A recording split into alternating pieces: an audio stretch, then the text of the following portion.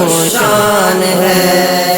قال النبی صلی اللہ علیہ وسلم